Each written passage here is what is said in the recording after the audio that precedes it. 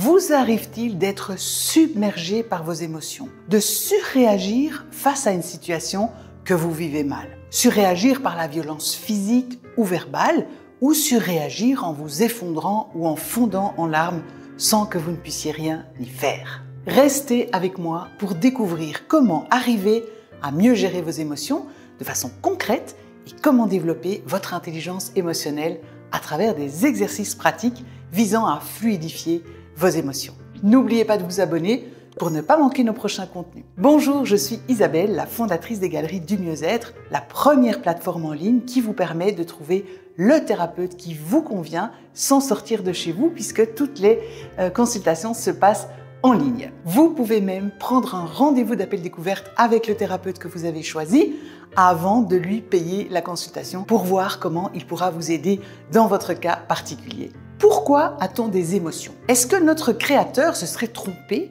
en nous affublant d'émotions qui nous rendent parfois la vie dure? Les émotions sont des réponses à des stimuli internes ou externes. Quand quelque chose se passe dans notre environnement ou même à l'intérieur de nous-mêmes, eh bien notre corps réagit. Et ces réactions sont souvent automatiques et instinctives. C'est la partie animale en nous, puisque nous sommes constitués de biologie animale, qui réagit instinctivement pour nous protéger d'un danger potentiel et nous aider à survivre. Même si parfois le danger n'est pas réel, mais juste interprété comme tel par notre mental. Et survivre, c'est justement le propre de l'animal. Les émotions nous aident donc à réagir rapidement aux situations pour survivre d'une part, mais nos émotions ont également le rôle de nous motiver. Lorsque vous avez accompli une tâche difficile, la satisfaction que vous ressentez, eh bien, c'est une émotion qui vous encouragera à poursuivre vos efforts pour atteindre vos objectifs. Avant de vous donner quelques exercices pour mieux gérer vos émotions, voyons d'abord quelles sont les conséquences d'une mauvaise gestion de ces émotions. Lorsque nos émotions prennent le dessus sans qu'on puisse les contrôler d'aucune façon, cela peut affecter tous les aspects de notre vie, de nos relations personnelles à notre réussite professionnelle. Une mauvaise gestion des émotions peut sérieusement endommager nos relations avec les autres. Par exemple, la colère ou la frustration mal gérée peut conduire à des conflits inutiles, des malentendus et même nous faire perdre des amis. Lorsque nous réagissons de manière excessive ou inappropriée face aux actions ou aux paroles des autres, cela peut avoir pour conséquence de nous faire perdre la confiance des autres et le respect mutuel, entachant ainsi nos relations. Les émotions non gérées ne se limitent pas à des conséquences externes. Elles peuvent aussi avoir un impact profond sur notre propre bien-être. Le stress, l'anxiété et la dépression sont souvent exacerbés par une incapacité à gérer efficacement nos émotions. Et sur le long terme, ça peut même mener à des problèmes de santé physique,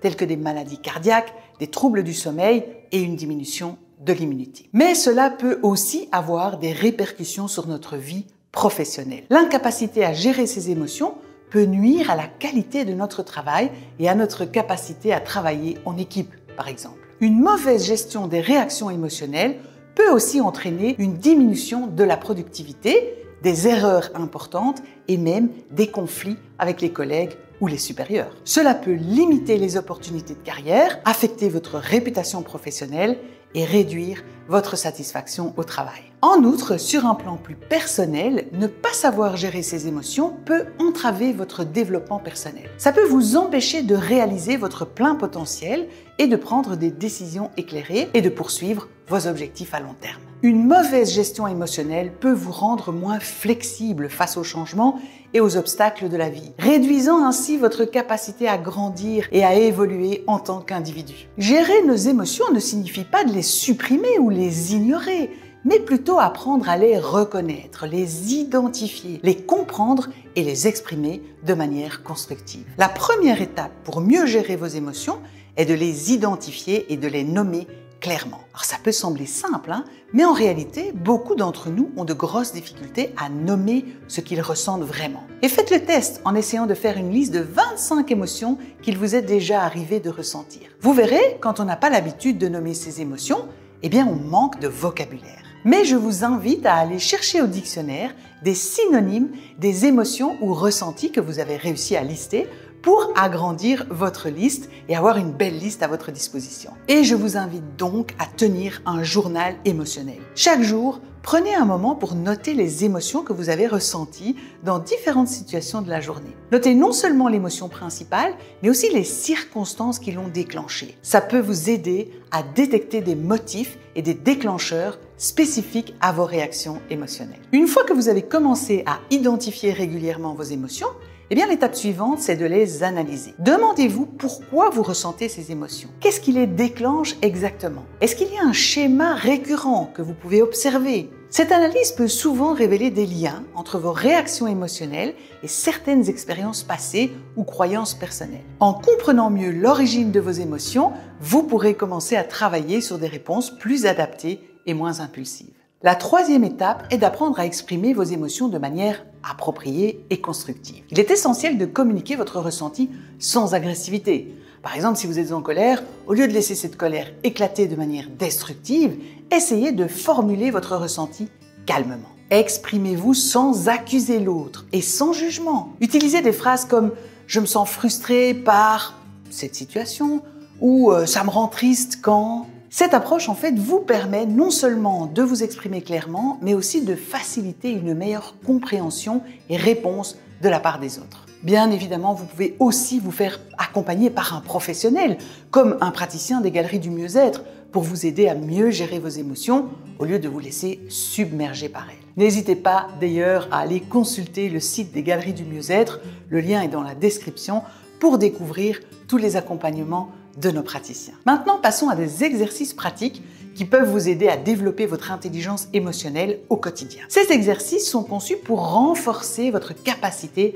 à gérer efficacement vos émotions. Lorsque vous ressentez une émotion moyennement forte, comme l'énervement ou la frustration, pratiquez ce que j'appelle la pause réfléchie. Ça implique de prendre un moment avant de réagir pour respirer profondément et réfléchir. Inspirez lentement, comptez jusqu'à 5, puis expirez de manière contrôlée. Pendant ce temps, essayez de prendre du recul et réfléchissez à une réponse plus mesurée. Cet exercice vous aide à éviter les réactions impulsives et à choisir des réponses plus réfléchies et constructives. Bien sûr, j'ai pas dit que c'était facile, mais vous verrez que plus vous vous exercerez, plus cela deviendra fluide. Lorsque vous avez subi un choc émotionnel intense, alors je vous invite à carrément prendre congé de l'autre et vous isoler dans un endroit calme pour prendre le temps de fluidifier l'émotion avant de poursuivre une conversation qui pourrait devenir traumatique ou traumatisante pour tout le monde. Une fois seul, procédez en 4 étapes pour fluidifier l'émotion et retrouver un apaisement indispensable. D'abord, nommez l'émotion. Je ressens de la colère, par exemple. Et puis, fusionnez avec l'émotion. Ne luttez pas contre elle en voulant qu'elle disparaisse à tout prix. Au contraire, faites-la grandir dans tout votre corps en l'accueillant, en lui faisant de la place. Imaginez et visualisez que vous plongez dans une baignoire remplie de cette émotion. Faites corps avec elle. Vous ne faites plus qu'un avec l'émotion. À ce moment-là, répétez ensuite la phrase suivante en incarnant vraiment ce que vous dites. Je reconnais et j'accepte pleinement que je suis, et là vous nommez l'émotion, la colère. Ensuite, inspirez une fois par le nez et expirez une fois par la bouche en ayant conscience que ce que vous êtes en train de faire, c'est dénouer un nœud énergétique. N'hésitez pas à me dire dans les commentaires si cet exercice vous a aidé. Et bien sûr, il faudra que vous preniez l'habitude de le faire régulièrement pour que cela devienne de plus en plus facile. La méditation et la pratique de la pleine conscience sont des outils puissants pour améliorer votre conscience de l'instant présent et réduire l'intensité des réponses émotionnelles. Essayez de consacrer quelques minutes chaque jour à la méditation. Ça ne doit pas faire des heures ni 30 minutes. Asseyez-vous dans un endroit calme, fermez les yeux et concentrez-vous uniquement sur votre respiration. Lorsque les pensées dérivent, ramenez doucement votre attention sur votre respiration. Cette pratique régulière améliore votre capacité à rester centré et calme, même dans des situations émotionnellement chargées. En intégrant ces exercices dans votre routine quotidienne, vous développerez des compétences essentielles pour une gestion efficace des émotions. En résumé, gérer vos émotions n'est pas simplement une compétence utile, c'est une nécessité vitale qui améliorera grandement votre qualité de vie, vos relations et votre réussite professionnelle. Si cette vidéo vous a été utile, je vous encourage à la liker et à la partager avec quelqu'un qui pourrait aussi bénéficier de ces conseils pratiques. N'oubliez pas de vous abonner à notre chaîne pour ne pas manquer nos prochains contenus qui vous aideront à poursuivre votre chemin vers plus de conscience de vous et vers l'expression de votre plein potentiel. Et n'hésitez pas à laisser un commentaire pour nous dire quel exercice vous allez essayer en premier et partager vos propres stratégies pour gérer vos émotions. Vos interactions nous aident à créer des contenus qui répondent vraiment à vos besoins et enrichissent notre communauté. Ensemble, explorons de nouvelles façons de vivre une vie plus consciente et épanouie. Merci d'avoir regardé jusqu'au bout et prenez soin de vous.